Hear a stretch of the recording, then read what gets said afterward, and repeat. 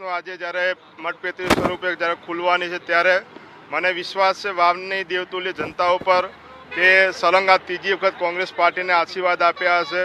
શરૂઆતથી જે દિવસથી ફોર્મ ભર્યું ત્યારથી આજ સુધી વાવના તમામ સમાજના સર્વ સમાજે આશીર્વાદ આપ્યા છે અને પૂરો વિશ્વાસ છે કે આજે ચૂંટણીનો જે પરિણામ આવશે તો કોંગ્રેસ અહીંયાથી જીતશે। હું આપના માધ્યમથી સમગ્ર વાવ સોયગામ ભાભરની જનતાને વિનંતી કરું છું, ચૂંટણીનું પરિણામ આવે ત્યારે શાંતિપૂર્ણ માહોલ બની રહે, કોઈ વ્યક્તિ કોઈ સમાજ કે કોઈ પક્ષ બાબતે ટીકા ટિપ્પણી કરવાની ચૂંટણીમાં જ્યાં સુધી વોટિંગ થાય ત્યાં સુધી જ બધું હોય છે। એના પછી કોઈ સમાજની લાગણીઓ દુભાય, કોઈ પક્ષની કે કોઈ વ્યક્તિની લાગણીઓ દુભાય એવું કોઈ વર્તન ના કરે સોશિયલ મીડિયામાં, એ પણ આપના માધ્યમથી હું વિનંતી કરું છું અને વિજયના વિશ્વાસ સાથે અહીંયા ગણતરીમાં આવ્યા છીએ અને 100% પરિણામ કોંગ્રેસમાં આવશે। લીડનો ટાર્ગેટ કેટલો? જેમ જ્ઞાનીબેને વાત કર્યું કે 5000થી ઉપર ને 10,000ની આજુબાજુને અમને લીડ અહીંયાથી મળશે સમગ્ર વિસ્તારમાંથી વિશ્વાસ છે।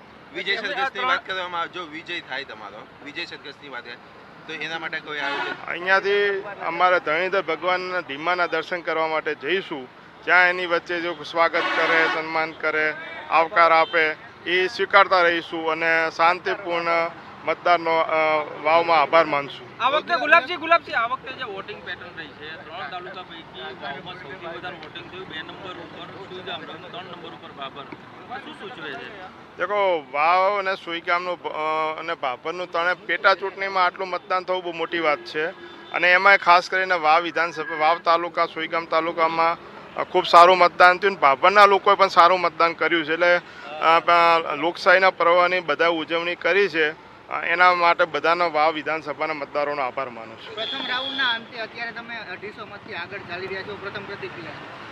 આ શરૂઆતથી હું કહું છું કે શરૂઆતથી લઈને છેલ્લે સુધી પરિણામમાં અમે લોકો કોંગ્રેસ પાર્ટી આગળ રહીશું।